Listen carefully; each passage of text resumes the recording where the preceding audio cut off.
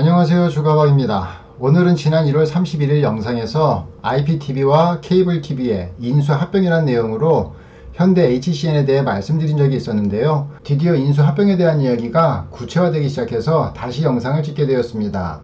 현대 HCN은 지난해 12월 10일 SK텔레콤과 인수합병을 추진 중이라는 루머의 상한가를 찍은 적이 있었는데요. 이에 현대 홈쇼핑이 사실 무근이라고 밝히면서 잠잠해졌습니다. 그리고 다시 IPTV 3사인 KT와 LGU+, SK브로드밴드가 케이블TV인 딜라이브, 현대 HCN, CNB와 인수합병 경쟁에 나설 조짐이 보이고 있는데요. 그 불씨의 시작은 현대백화점 그룹이 최근 현대 HCN의 방송통신 사업 부분을 물적 분할의 매각 추진을 검토하고 있고요. 지분 매각 추진 시 이달 중 경질 입찰 방식을 통해 진행한다는 계획과 함께 분할 기일은 11월 1일이라고 밝히면서 시작되었습니다. 이렇게 현대백화점 그룹이 현대 HCN의 공개 매각을 검토하면서 유료 방송시장의 확정 매물은 기존의 딜라이브와 현대 HCN 2개사가 되었는데요. 사실 딜라이브는 확정 매물로 과거 KT와 인수합병에 거론되었었지만 국회 유료방송 합산 규제 재도입 가능성 때문에 인수합병이 무산되었었습니다. 그리고 딜라이브는 지금까지 마땅한 인수자를 찾지 못했었는데요. 지난 3월 30일 정기 주주총회를 거쳐서 구현모 KT 대표이사가 취임을 하고 유료방송 합산 규제에 대한 정부 부처 간 합의점도 도출이 되면서 KT와 딜라이브의 인수합병 가능성도 높아졌다고 보시면 됩니다. 그러면서 자연스럽게 현대 HCN은 SK텔레콤에서 인수합병할 가능성이 높아질 수밖에 없는데요. 이렇게 딜라이브와 현대 HCN이 인수합병이 되면 홀로 남게 되는 CNB 역시 잠정 매물로 매각될 수밖에 없는 흐름을 이어갈 가능성이 높아질 수밖에 없습니다. 지금 유료방송 시장에서 31.31%로 1위를 차지하고 있는 KT, 24.72%로 2위인 LG헬로비전, 24.03%로 3위인 SK브로드밴드 중에서 누가 인수합병을 통해 시장 점유율을 높이느냐에 따라서 유료 방송시장에서의 순위가 바뀌는데요. 각각의 케이블TV 점유율을 보시면 딜라이브의 점유율은 6.09%, 현대 HCN은 4.07%, CNB는 4.73%입니다. 여기서 KT는 점유율 1위를 지키기 위해선 무조건 인수합병을 해야 하는 상황이 있다고 보시면 되는데요. 이렇게 IPTV 3사는 시장 점유율을 차지하고 케이블TV는 트렌드에 뒤처져서 점점 더 어려워지는 운영난을 극복할 수 있는 필요 불가결의 관계가 되어버렸습니다. 자, 현대 HCN의 차트를 보시면은요, 시가총액이 3,736억으로 적지 않은 시총을 가지고 있고요. 수급도 보시면 개인과 기관이 매집하고 있는 모습들을 보이고 있는데요. 기관들 중에서도 보시면 투신 같은 경우에는 2월 28일서부터 꾸준히 순매수를 하고 있고요.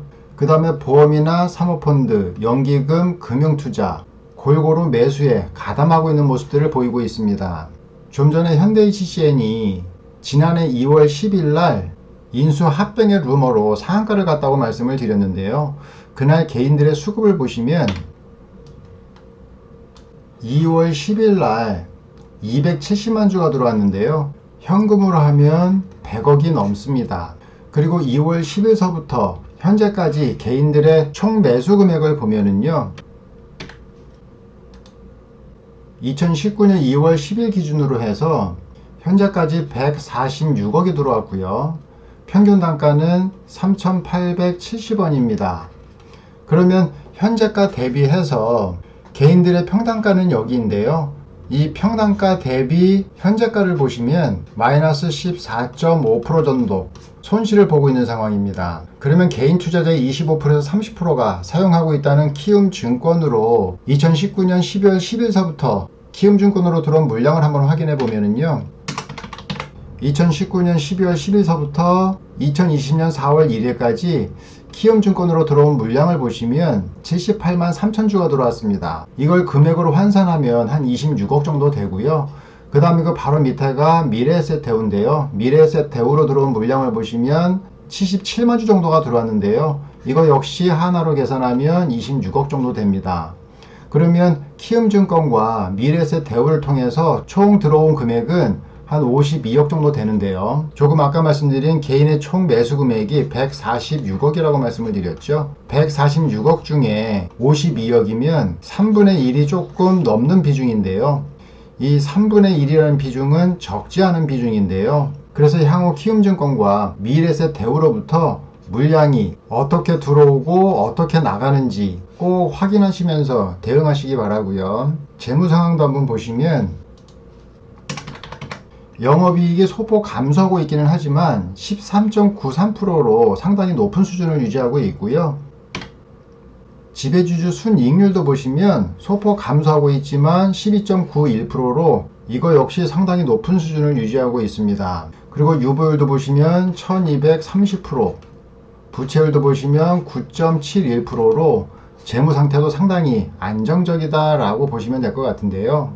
그러다 보니까 외국인의 보유 지분도 코로나19로 감소하는 모습은 보였지만 여전히 16.84%로 적지 않은 비중을 차지하고 있습니다. 월봉상으로 차트를 한번 보시면 이 라인은 상장 이래 찍었던 저점이고요.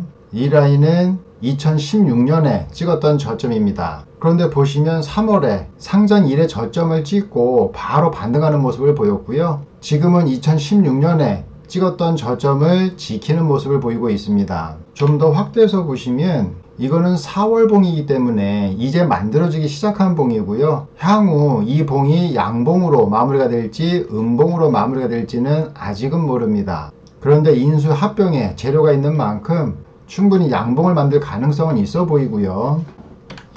일봉으로 보시면 코로나19로 동 종목이 하락하면서 쌓였던 매물대 자리입니다. 이 자리는 조금 아까 이 3,870원 이 자리는 지난해 12월 10일서부터 매집한 개인들의 평균 단가이기 때문에 정상적으로 반등을 한다면 이 매물대에 조정을 받을 수밖에 없고요. 이 매물대를 넘기려면 강한 세력이 한 번에 뚫어 올려야 됩니다.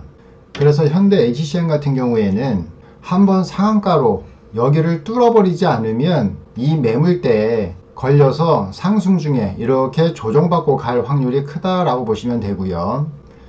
만약에 조정을 받게 된다면 아일랜드 갭을 만들었던 2840원입니다. 2840원 이 자리에서는 반등이 들어오지 않을까 생각을 하는데요. 사실 여기서 잡을 수 없게 급등해서 가는 것보다는 한 차례 좀 더 쉬었다가 가면 매매에 서투신 분들도 충분히 따라갈 수 있지 않을까 생각합니다. 자, 그래서 현대 HCN은 정리해서 말씀을 드리면요. 만약에 오늘처럼 정상적인 수급으로 상승을 한다면 지금 3,500원, 이 3,500원에서 한번 걸릴 확률이 있고요. 만약에 여기를 뚫고 간다 하더라도 작년 12월 10일서부터 물량을 보유하고 있는 이 3,870원 가격대, 이 가격대에서 또 한 번 두들겨 맞을 가능성이 큽니다. 그래서 조금 아까 제가 말씀드린 것처럼 이 3,500원과 그 다음에 이 3,870원을 생각할 시간을 주지 말고 급등을 시켜야만 추가적인 상승이 가능하다라는 걸 염두에 두시고요. 점진적으로 상승을 한다면 3,500원에서 한번 걸릴 자리, 그 다음에 3,870원에서 한번 걸릴 자리 꼭 기억하시고 매매하시기 바라고요. 그리고 만약에 밀리게 된다면 2,840원입니다. 2,840원. 자, 이 가격대에서는 반등이 나올 여지가 크다 보니까 밀리게 된다면 2,840원까지 한번 기다리셨다가 분할 매수로 접근하셔도 충분하지 않을까 생각합니다. 자, 오늘 제가 준비한 건 여기까지이고요. 현대 HCN 바로 가지 않을 수도 있습니다. 좀 시간이 필요할 수도 있고요. 그래서 좀 시간적 여유가 있으신 분들은 분할 매수로 눌림목에서 접근을 하시면 충분히 수익을 내고 나올 수 있는 종목이 아닐까 생각합니다. 너무 급한 매매는 삼가하시고요. 급등할 때보다는 상승 중 눌림목에서 매매하시는 게 수익률이 더 크다라는 것도 잊지 마시기 바랍니다. 그리고 이 영상 도움이 되셨으면 구독과 좋아요 부탁드리겠습니다.